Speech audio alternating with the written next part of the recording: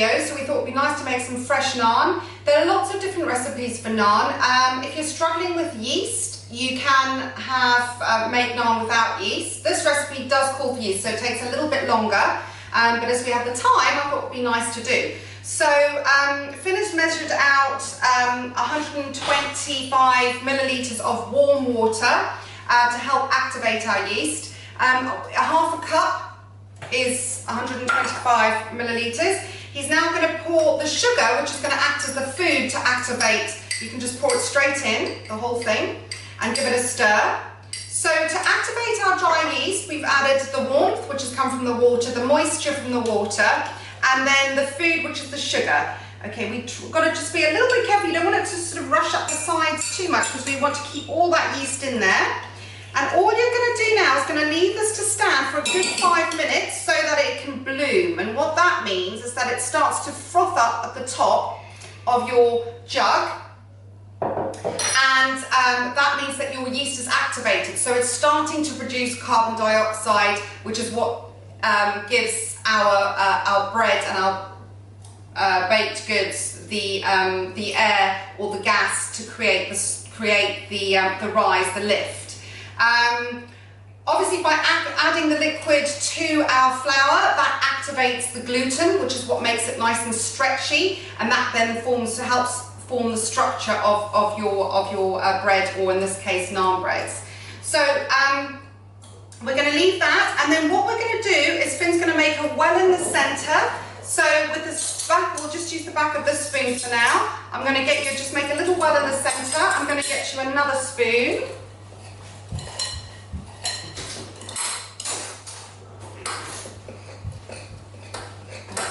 Okay, so in this flour, have we given that flour a good mix up? Because we've got the salt and the flour in here. Did you mix it all together, the salt? Oh, we haven't put the salt in yet. Let's sprinkle it in and give it a really good mix.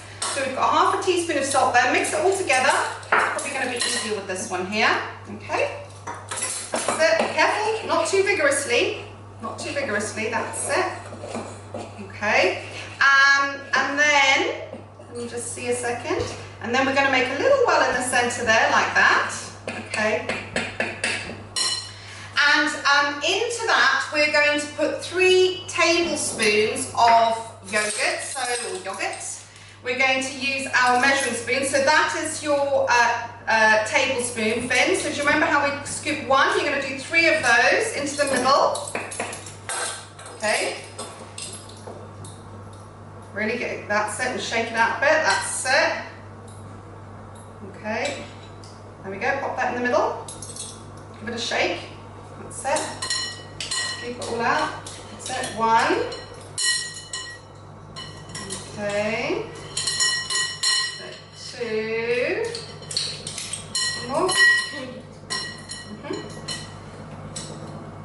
that's it, good boy, that's it, 3, good boy, and then we're going to pour our melted butter, so we've got 40 grams of butter in the centre, that's it. And then we're going to add our yeast. You can just about see the yeast is starting to bloom on the top there. So we're going to stir that in, and you're going to slowly start incorporating the walls of the flour. So you just keep stirring, that's it. Hold on to your bowl, that's it. Just slowly stir it all together.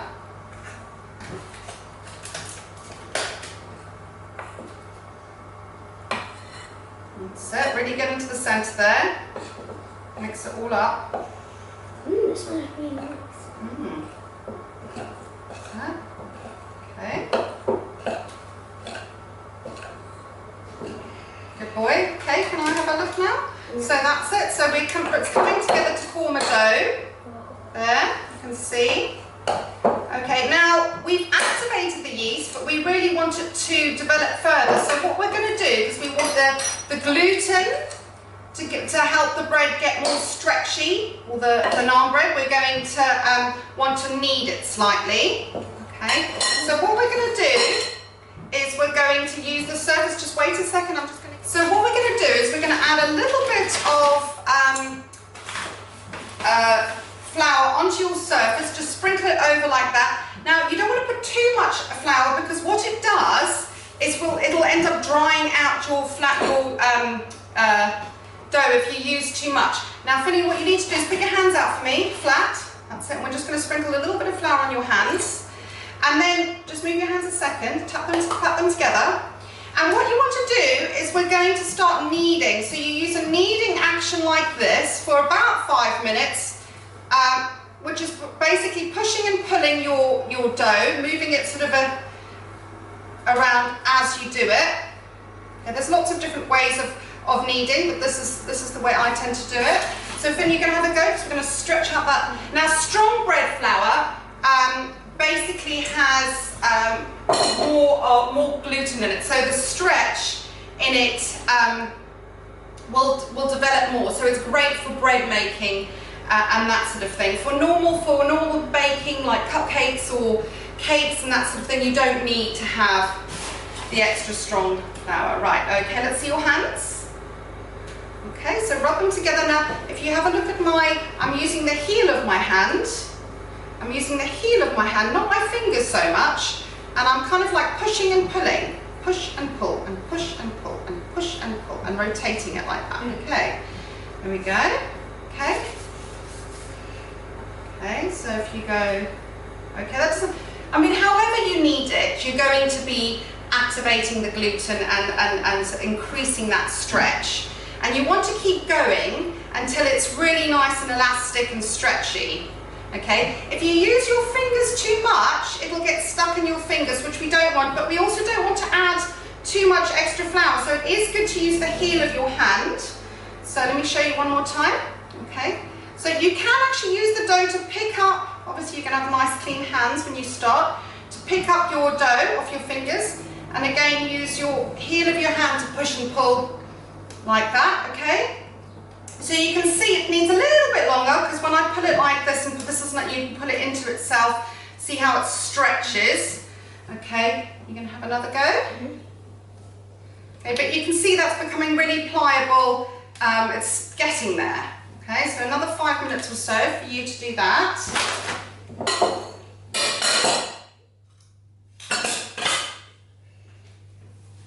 Okay.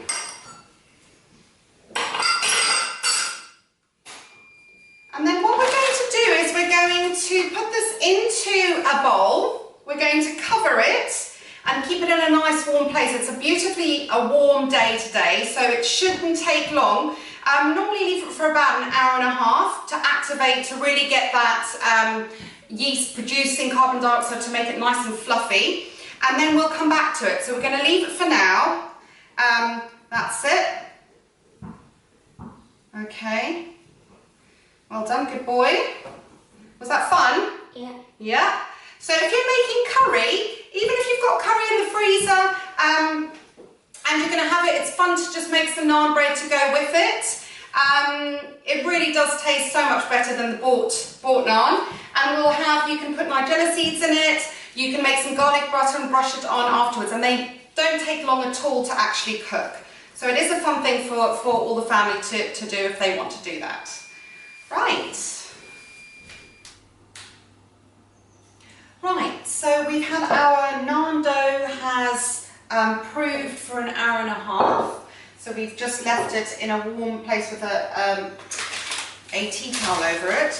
I'm now going to sprinkle just a little bit of flour, not too much, because we want it to stay nice and soft. We don't want it to get too dry, but it's just to stop it sticking. And then I'm going to create little pieces of dough, as many as I want, and however big I want my naan to be. So I'm going to work on, I think, let's just see if I probably make this into 3, so I'll create 6.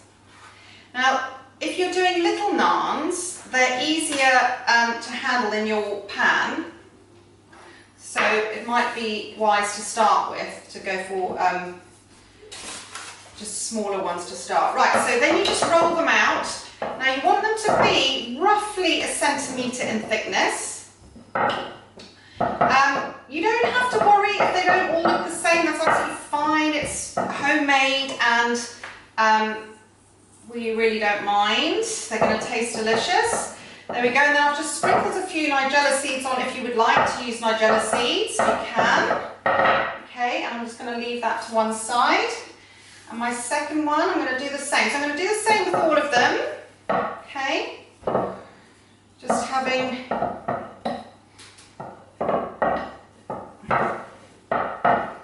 As we pick them up, they kind of shrink back to their shape, so you kind of might have to do it a couple of times like that. I'm going to put a little bit of few seeds on. These nigella seeds are onion seeds, so they are quite strong. So you might want to do some with and some without. Okay, so I'm going to keep this one plain, I think. I'm going to keep a couple plain. There we go. And then we can just brush them with some garlic butter when they're cooked. There we go. Probably a good idea to do your plain ones first and then use your nigella seeds for the ones afterwards, because otherwise you're always going to get a few left over that might stick to the plain ones otherwise. There we go. Okay.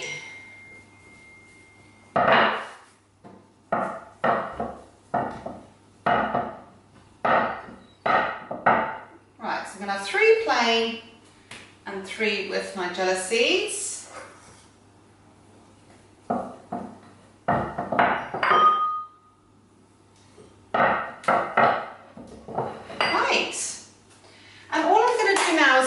Onto a baking tray.